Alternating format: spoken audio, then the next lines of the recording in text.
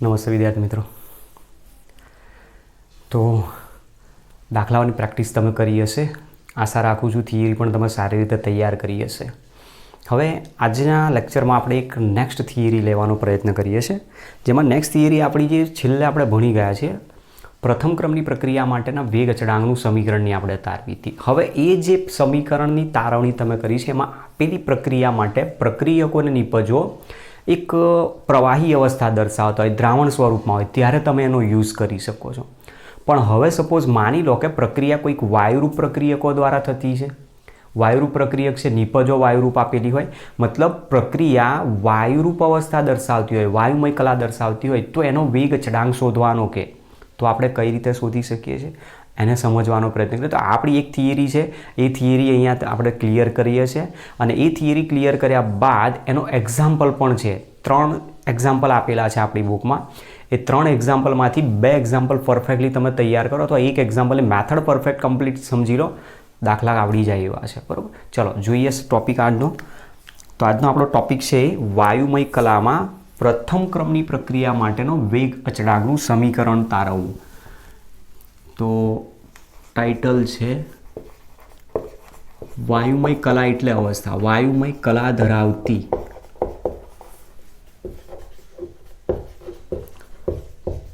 પ્રથમ ક્રમની પ્રક્રિયા માટે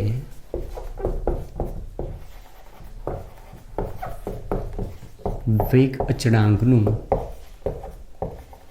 સમીકરણ તારવો. સમીકરણ અથવા સૂત્ર તારવો, જેના માટે આપણે કહી શકીએ છીએ. ચલો ધ્યાનથી સમજતા જજો આ થિયરી કઈ રીતે ઇક્વેશનને આપણે ડિરાઈવ કરીએ છીએ. આપણી પાસે સપોઝ માની લો કે કોઈક વાયુરૂપ અવસ્થા આપેલી છે, અને વાયુરૂપ અવસ્થામાં પ્રક્રિયા કયા ક્રમની કહી છે? પ્રથમ ક્રમની. પ્રથમ ક્રમની પ્રક્રિયા હોય તો પ્રક્રિયાનો વેગ માત્ર પ્રક્રિયકની સાંદ્રતાના ઘાતાંક 1ના સમપ્રમાણમાં દર્શાવી શકાય. મતલબ પ્રક્રિયા કોઈ એક જ પ્રક્રિયકની સાંદ્રતા ઉપર આધારિત છે એવું તમે કહી શકો છો. ધારો કે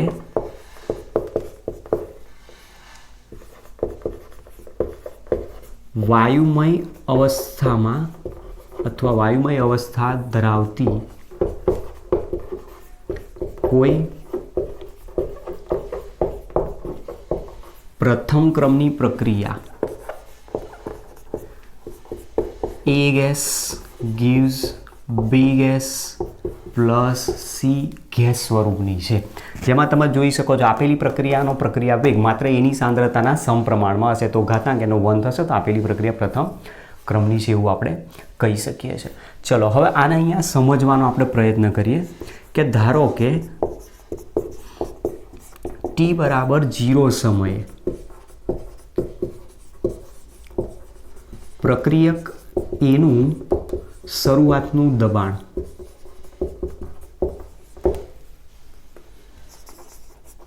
તો તમે જોઈ શકો છો અત્યાર સુધી આપણે સાંદ્રતાનો યુઝ કરતા હતા. હવે શું આવ્યું? દબાણ. કારણ તમે વાયુરૂપ અવસ્થા દર્શાવી તો તેનું દબાણની જરૂર પડશે. ધારો કે એનું શરૂઆતનું દબાણ કેટલું છે?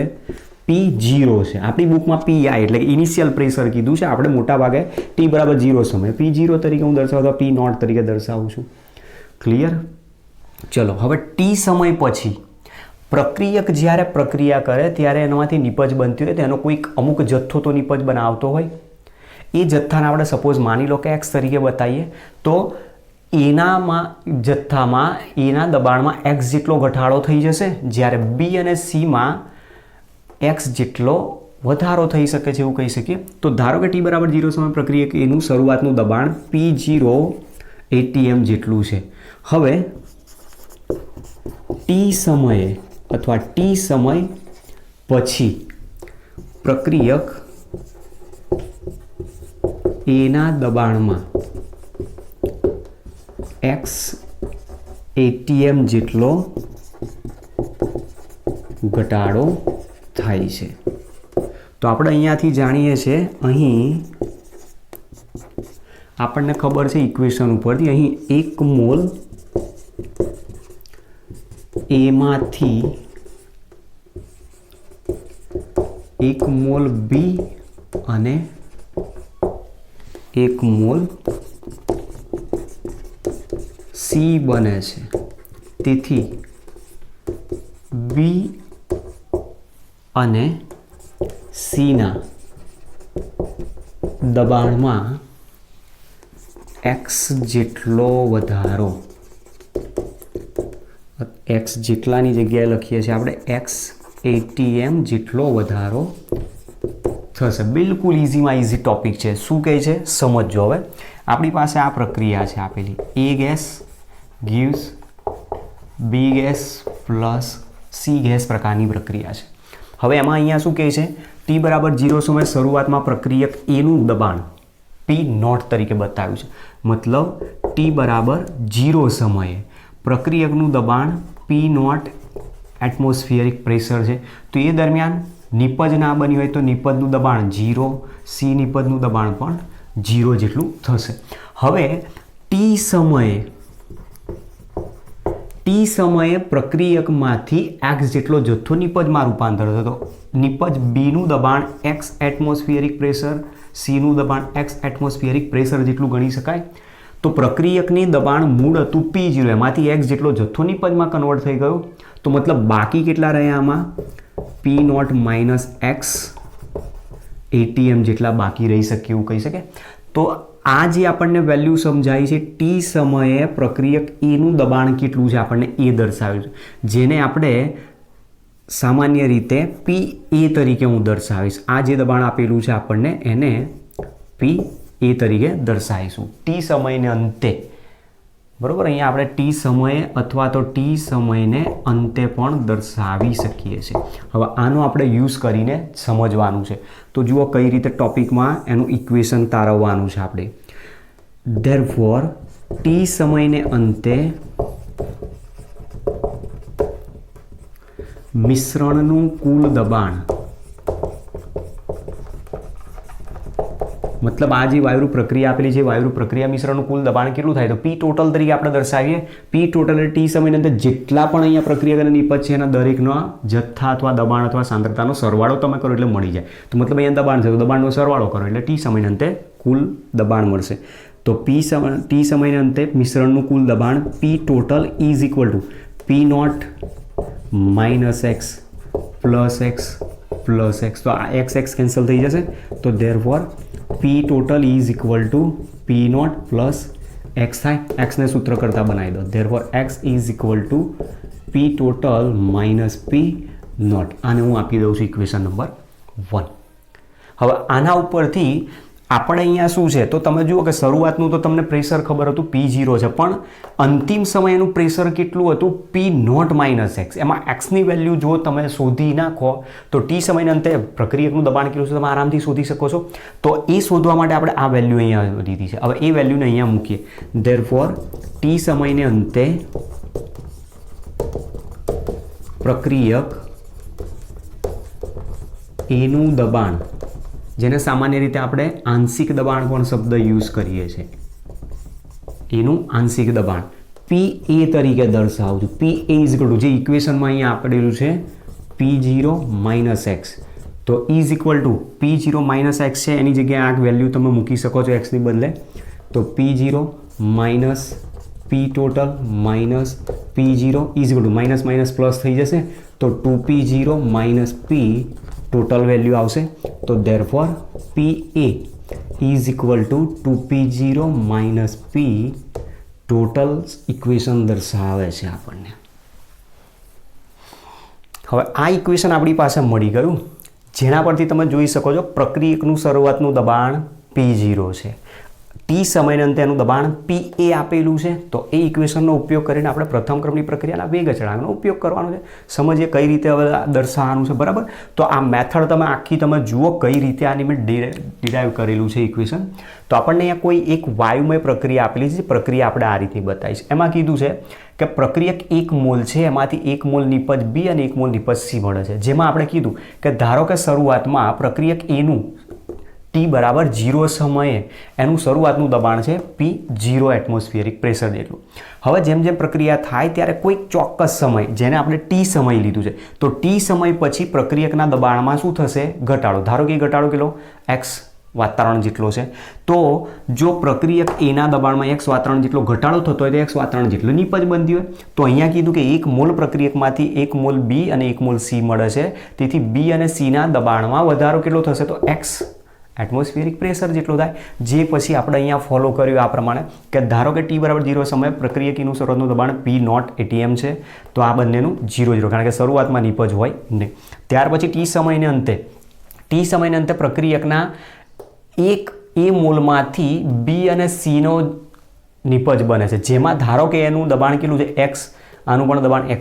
જો પ્રક્રિયા તમને આપેલી હોય ને અહીંયા પ્રક્રિયકના મોલ અહીંયા આગળ ગુણાયેલા હોય તો તમારે એને અહીંયા ગુણી નાખવાના. એ પણ ધ્યાન રાખજો દાખલા માટે. એને અહીંયા ગુણી નાખવાના અને એમાંથી જેની વેલ્યુ વધારે બતાવે એમાંથી એને તમારે અહીંયાથી બાદ કરે. મતલબ સપોઝ માની લો કે અહીંયા A gives 2B + C લખેલું છે. તો અહીંયા 2B હોય તો અહીંયા 2x થશે ને અહીંયા x. તો તમારે અહીંયાથી 2x ને બાદ કરી નાખવાનો અને પછી આગળની પ્રોસેસ કરવાની. જેની અંદર કીધું કે t સમયને અંતે આપણી પાસે પ્રક્રિયાઓના નિપજના આટલા દબાણ મળે તો t સમયને અંતે કુલ મિશ્રણનું દબાણ કેટલું થાય તો P total is equal to P0 - x + x + x. તો બાકી શું રહ્યું P0 + x. એના ઉપરથી x ને આપણે સૂત્ર કરતા કારણ કે અહીંયા x ની વેલ્યુની જરૂર છે. તો x is equal to P total - P0 આવી ગયો. હવે આપણે કીધું એ મુજબ કે t સમયની અંદર પ્રક્રિયક A નું દબાણ P0 - x છે, એની વેલ્યુ મૂકી દો એટલે PA is equal to 2P0 અથવા 2P0 - P total તરીકે આપણને ઇક્વેશન મળે છે. તો આ જે ઇક્વેશન છે એ ઇક્વેશનને હું આપી દઉં છું નંબર 2 તરીકે. પ્રક્રિયક જો લિક્વિડ ફોર્મમાં દ્રાવણ સ્વરૂપમાં પ્રવાહી સ્વરૂપમાં આવતી હોય તો એની સાંદ્રતાને આપણે કન્સિડર કરીએ. જો વાયુ સ્વરૂપમાં હોય તો એનું પ્રેશર, તો મતલબ એ સાંદ્રતા જેનું પ્રેશર તરીકે ગણતરીમાં લઈ શકીએ છીએ. તો આપણે અહીંયા બતાવી શકીએ અહીં પ્રક્રિયક એનું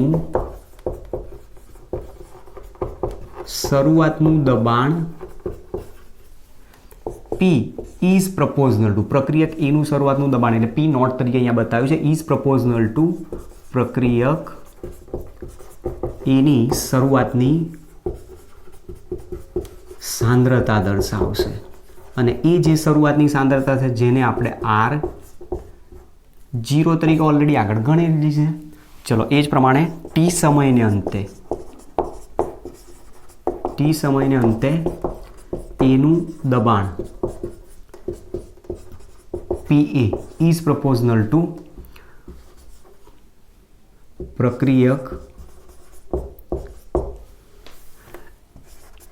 એની t સમયને અંતે સાંદ્રતા ગણાય, જેને આપણે RT તરીકે દર્શાવેલી છે. તો therefore વેગ અચળાંક k is equal to આપણું સૂત્ર છે 2.303/T log R0/RT સૂત્ર છે.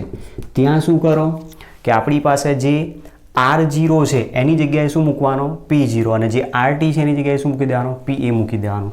તો therefore k is equal to 2.303/T log P0/P0 PA અથવા PA ની વેલ્યુ મૂકી દો કે A is equal to PA ની વેલ્યુ તમે અહીંયાથી મૂકી શકો છો 2.303/T log P0/2P0 - P total. અને આ જે ઇક્વેશન આવ્યું એ વાયુમય અવસ્થા દર્શાવતી પ્રથમ ક્રમની પ્રક્રિયા માટેના વેગ અચળાંકનું ઇક્વેશન છે. દાખલા માટે આપણે આ સૂત્રનો યુઝ કરો. આ સૂત્ર પણ યાદ રાખી શકો છો, આ પણ યાદ રાખી શકો છો. આ સૂત્ર યાદ રાખશો તો ઓલરેડી તમારે અહીંયા સુધી તો દાખલામાં જવું તો પડશે જ. સમીકરણ બનાવવાનું, એના પરથી PA શોધવાનો, પછી વેલ્યુ અહીંયા તમારે મૂકવાની આવતી જ હોય અને એના આધારે તમે વેગ અચળાંક મેળવી શકો છો. બરાબર. તો આ આપણી જે થિયરી છે. હવે આના રિલેટેડ આપણને એક પઝલ સ્વરૂપનો ક્વેશ્ચન પણ આપેલો છે, એ પણ સોલ્વ કરીએ. કઈ રીતે આ છે એની મેથડ સમજવાનો પ્રયત્ન કરીએ છીએ. જુઓ, એક પઝલ સ્વરૂપે આપણને ક્વેશ્ચન આપેલો છે. ક્વેશ્ચન નંબર પઝલ સ્વરૂપે છે 4.6, જે આપણી થિયરી છે એના પછી તરત સમજાયેલો છે. બરાબર. હવે થિયરી જે પ્રમાણે આપણે તારવણી કરી એ પ્રમાણે એનો યુઝ કરીને આપણે ડેટા ઉપરથી વેગ અચળાંક તારવણી. હવે અહીંયા ક્વેશ્ચન શું આપ્યો છે જુઓ, અચળ દબાણે ડાયનાઇટ્રોજન પેન્ટોક્સાઇડના ઉષ્મીય વિઘટનની પ્રક્રિયા, મતલબ આનું ઉષ્મા આપવાથી વિઘટન થાય છે. ઉષ્મીય વિઘટનની પ્રક્રિયા કીધું છે પ્રથમ ક્રમની છે. પ્રથમ ક્રમની જે પ્રક્રિયા છે એમાં તમે જોઈ શકો છો ગેસિયસ મતલબ વાયુરૂપ અવસ્થા આપેલી છે. એમના માટે માહિતી જે મળી એમાં એવું કીધું છે કે પહેલાં 2 રીડિંગ બતાવ્યા છે. 2 રીડિંગમાં પહેલું શું છે, t બરાબર 0 સમય આપ્યો ત્યારે એનું દબાણ બતાવ્યું છે.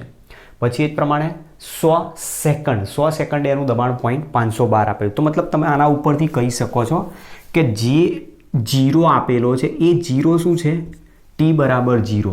t બરાબર 0 સમયે જે દબાણ હોય એને આપણે શું કહીએ છીએ, p0 તરીકે દર્શાવતા હોઈએ છીએ. ક્લિયર? હવે સામે આ એના પછી જ્યારે પ્રક્રિયા અંતિમ સમય આપી ત્યારે t બરાબર 100 સેકન્ડ જ્યારે થાય ત્યારે એનું દબાણ આટલું થાય છે એવું કીધું છે આપણને.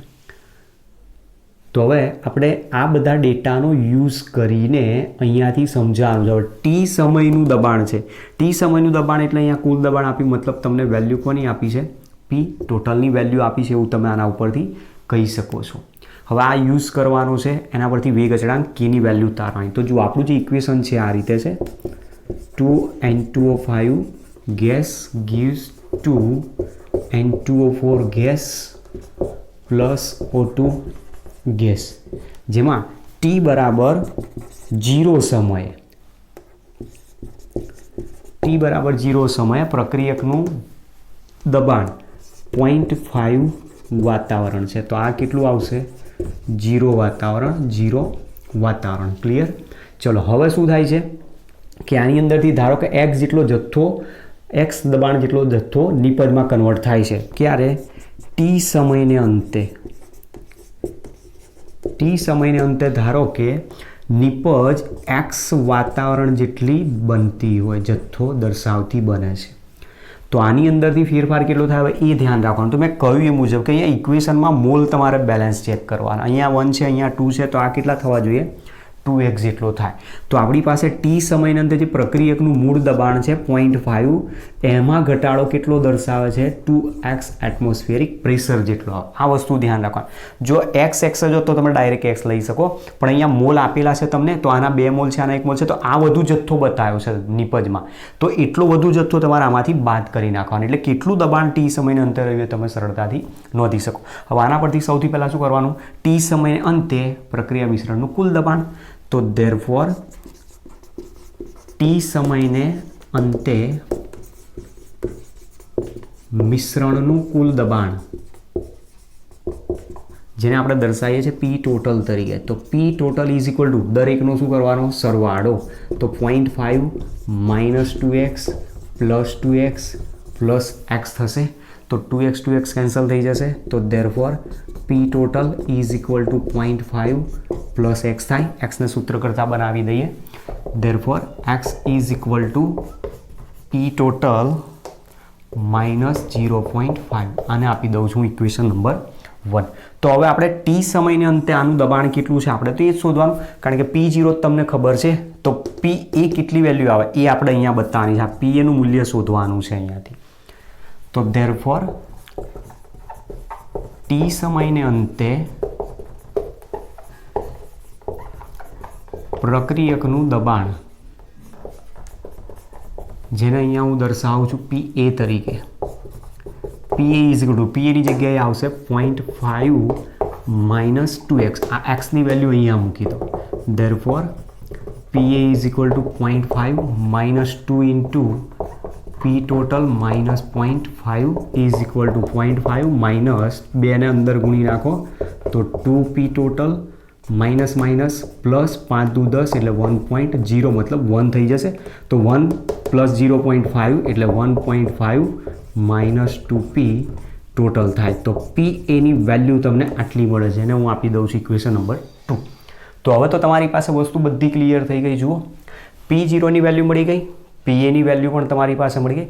એમાં PA એટલે ટી સમયને અંતે દબાણ છે. તો ટી સમયને અંતે દબાણ તમારી પાસે P ટોટલની વેલ્યુ ઓલરેડી 0.512 આપી દીધી છે, એનો યુઝ કરો.